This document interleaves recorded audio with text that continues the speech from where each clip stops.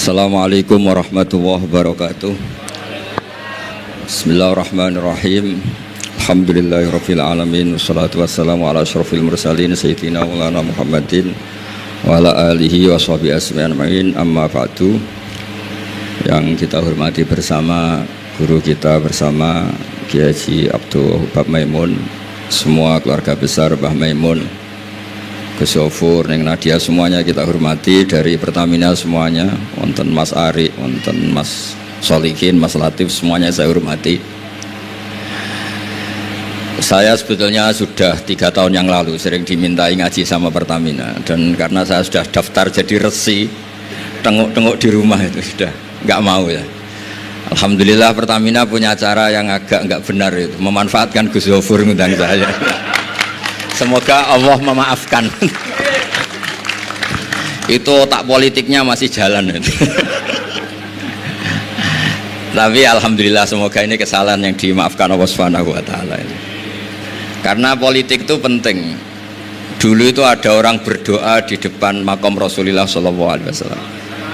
Itu doanya itu agak mengganggu, itu agak menteror. Ya Allah, jika saya jadi orang baik, maka yang senang ini kekasihmu, yaitu Rasulullah SAW. Tapi kalau saya jadi orang jelek, itu yang senang musuhmu, yaitu setan. Monggo terserah, jenengan mau menyenangkan kekasih jenengan atau menyenangkan musuh jenengan, monggo monggo. Itu kata Allah, ini agak repot. Intinya terus, ya sudah kamu jadi orang baik saja, biar kekasih saya seneng. Jadi kadang-kadang hubungan dengan Allah juga harus pakai politik gitu. Jadi in kuntu sholihan surra habibuk. Kalau saya jadi orang soleh maka yang senang kekasihmu. Kalau saya jadi orang jelek yang senang itu musuh engkau.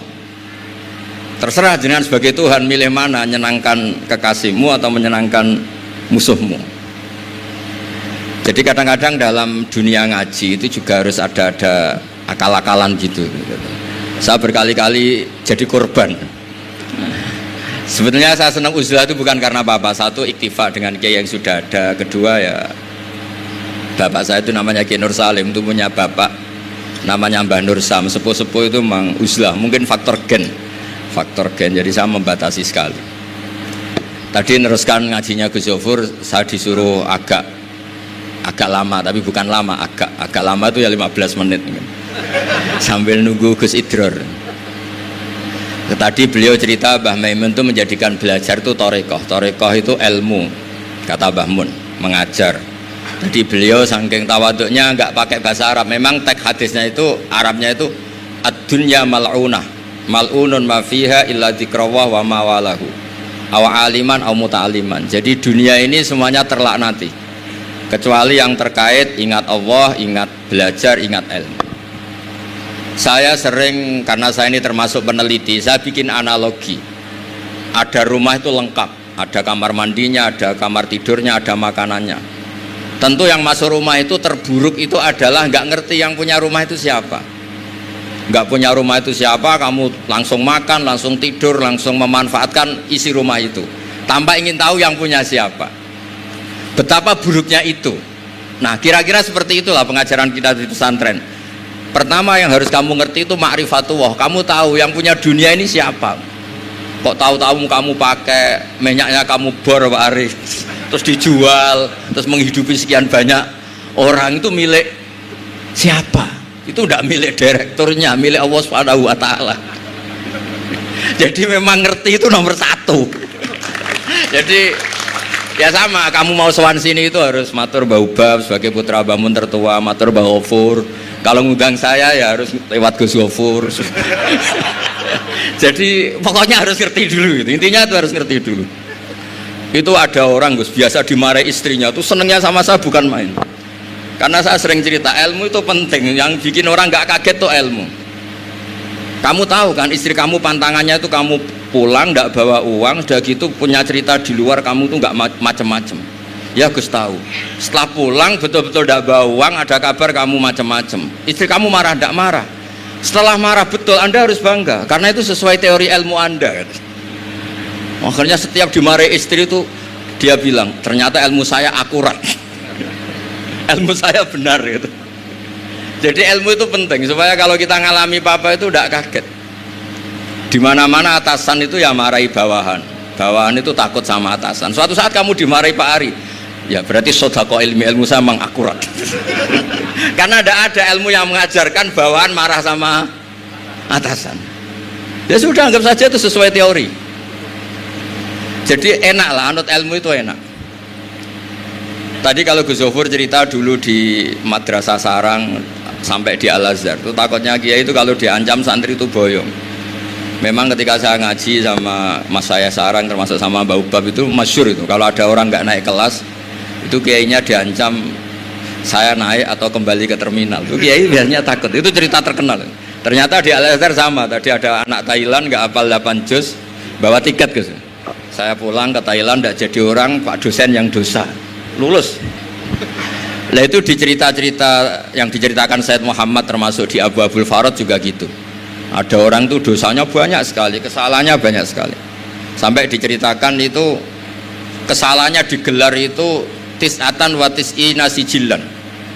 Kullu sijilin maddul basor. Jadi dokumen kesalahannya itu 99 bok kotak, per kotak itu sepanjang mata melihat. Sampai orang ini putus asa karena pasti masuk neraka. Tapi kata Allah, kamu tenang saja. Dan Allah itu sangat, ya kalau boleh dibahasakan itu sangat fair. Sampai Allah tanya, adzolamat kakatabati, apa para penulisnya itu dolim sama kamu sehingga sentimen kalau kamu jelek ditulis, kalau baik gak ditulis. Enggak Gusti, memang saya salah betul. Jadi diantara pertanyaannya Allah itu adzolamat kakatabati. Akhirnya terus sampai itu nyata salah, terus kata Allah, la zulma alaikal yaum, kamu tenang saja, kamu punya satu kebaikan. Terus Allah mengeluarkan satu kotak kecil. Terus kata orang itu, sudah Gusti, gak usah, gak penting. Masa 99 box dilawan kotak kecil. Tapi di situ isinya itu kalimat la ilaha illallah Muhammadur Rasulullah. Ketika malaikat disuruh nimbang sama, coba timbang kesalahan yang sebanyak itu dengan hadil kalimat. Fatosat as-sijillat. Ternyata yang menang itu kalimat la ilaha illallah, yang ini salah, nggak diabaikan. Itu terus kata hadis terakhir, fala yaskulu ma'asmillahi ta'ala syai'un. Dibanding kalimat ini semuanya itu nggak ada artinya. Karena kira-kira logikanya gini, malaikat bisa diteror sama Allah. Kamu berani ngabaikan nama saya. Jadi kalau saya dipanggil orang 1000, terus satu Gus Zofur, itu milih Gus Zofur, kamu berani mengabaikan putra Mbah Maimun? Kan saya tidak berani. Jadi kira-kira gitu, malaikat ditanya sama Allah, kamu berani mengabaikan kalimah la ilaha illallah? Ya tidak berani Gus, dia sudah menangkan. Jadi intinya itu penting sekali kalimah-kalimah thayyibah la ilaha illallah Muhammadur Rasulullah. Sujud tadi yang diajarkan Gus Zofur, apalagi tahajud, terus dilihat anak, katanya seneng sekali. Ternyata bapak saya ahli tahajud. Kalau nggak dilihat ya diceritakan Gus baginya. Tapi apapun itu supaya analogi ya, agama itu dimulai diantaranya selain Quran, hadis, ijma itu kias. Kias itu analogi. Ya kayak tadi, kamu masuk rumah, di situ semuanya lengkap, fasilitas lengkap, kamu pakai aja tanpa terlintas tahu yang punya itu siapa, yang mengizinkan itu siapa. Betapa buruknya itu. Sama betapa buruknya kita nikmati alam raya ini kemudian tidak tahu yang punya siapa. Nah, mengerti itu disebut ma'rifatullah. Sehingga orang yang tidak ngerti itu termasuk dalam riwayat tadi, ad-dunya mal'unatun mal'unun ma fiha illa dzikrawah wa mawalahu aw aliman aw muta'aliman. Gini ku ngoten mawon nak kata-kata sing bingung mboten kula tok, jenengan luwih bingung. Mergo napa nggih? Repot kabeh lho. Ilmu nak kakean repot. Kula mawon repot malah jenengan repot. Soalnya tak janjeni swarga ngoten mawon kersane seneng. Mau jare Gus Zofur ngoten. Ado-ado Semarang rene numpak bis mlebu hadis man salaka tariqan yaltamisu fi ilman sahalallahu lahu tariqan apa ilal jannah. Jadi pokoke ngaji teng adat pesantren wis pokoke sing seneng wis mboten ngancam-ngancam wis. Ini wasiate bapak kula. Bapak kula sering cerita, wong ning omah diamuk bojone utange akeh, ning tempat ngaji diancam neraka. Dadi ning omah diancam, ning tempat ngaji diancam. Jadi min jahanam ila jahanam. Kata bapak saya, pokoke ngaji ku sing seneng. Alhamdulillah guru saya juga guru bapak saya Mbah Maimun tuh kalau ngaji ya guyon itu. Sampai pernah beliau cerita, Aku tahu disalahno wong ngaji kok guyon terus. Dewe Bamun lucu. Mergo aku wis iso maca, cara rapati iso ya ora iso guyon mergo wis meruntus roh kitab iku. Pas kok mikir terkipe piye wis meruntus. Ora kober apa? Guyon. Supir nampun ahli kan santai mawon guyon, nak latihan kan tegang. Jadi kadang-kadang guyon itu buktekno alime orang tertentu tapi tentu yang sekali berbahmun, yang sekali berorang-orang itu. Nggih mboten mawon kula kepengin nggih pokoke jenengan ngerti lah kenapa yang tidak malun, yang tidak terlaknati itu orang yang ngerti, karena kamu masuk Pertamina harus tahu direkturnya siapa, prosedurnya kayak apa, masuk rumah juga gitu, nyupir juga gitu. Pertama yang harus tahu ini remnya kayak apa, semuanya harus tahu. Dan tentu di alam raya ini yang penting adalah tahu. Makanya Imam Bukhari ketika cerita babu fadilatil ilm, terus beliau mendalil qala ta'ala fa'lam annahu la ilaha illallah fabada'a bil ilmi. Kata beliau kalimat yang menyelamatkan dunia akhirat itu la ilaha illallah Muhammad Rasulullah.